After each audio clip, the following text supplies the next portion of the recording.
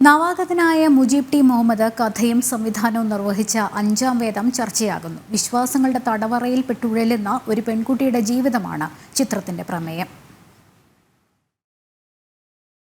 സ്വന്തം കുടുംബത്തിലെ മതവിശ്വാസങ്ങൾ ഒരു മുസ്ലിം പെൺകുട്ടിയുടെ ജീവിതം ഹോമിക്കാനിടയാക്കുകയും അതിൽ നിന്ന് കരകയറാൻ അവൾ നടത്തുന്ന ശ്രമങ്ങളുമാണ് അഞ്ചാം വേദത്തിന്റെ പ്രമേയം. ഇസ്ലാമിക മതഗ്രന്ഥങ്ങളിലുള്ളതും എന്നാൽ മൂടിവെക്കപ്പെട്ടിട്ടുള്ളതുമായ ഫസക്കിനെ കുറിച്ചുകൂടിയാണ് നിലവിലുള്ള ജാതിമത രാഷ്ട്രീയ സാഹചര്യങ്ങളെ ഉൾപ്പെടുത്തി അഞ്ചാം വേദം പറഞ്ഞു വെക്കുന്നത്. വിവാഹമോചിതയായ സ്ത്രീയും അവിവാഹിതനായ ചെറുപ്പക്കാരും തമ്മിലുള്ള പ്രണയമാണ് സിനിമയുടെ ഇതിവൃത്തം. അങ്ങനെയുള്ള ഒരു സമയത്ത് അവർ നേരിടേണ്ടി വരുന്ന സമൂഹത്തിൽ നിന്നും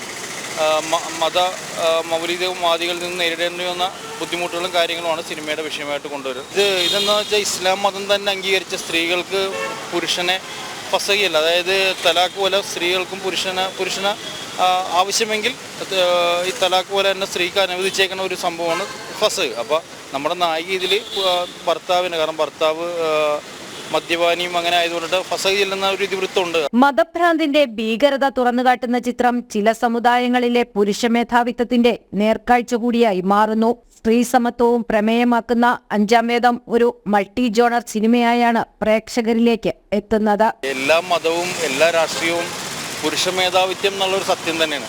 അപ്പോൾ അതുകൊണ്ട് ഒരു സ്ത്രീക്ക് ഉള്ള അവകാശം പോലും അവർ മറച്ചു വെക്കുക എന്നുള്ളത് ഇപ്പോൾ സിനിമയായാലും ഇപ്പോൾ നമുക്കറിയാം എല്ലാ മേഖലകളിലും പുരുഷ സ്വാധീനം ഉണ്ടത്.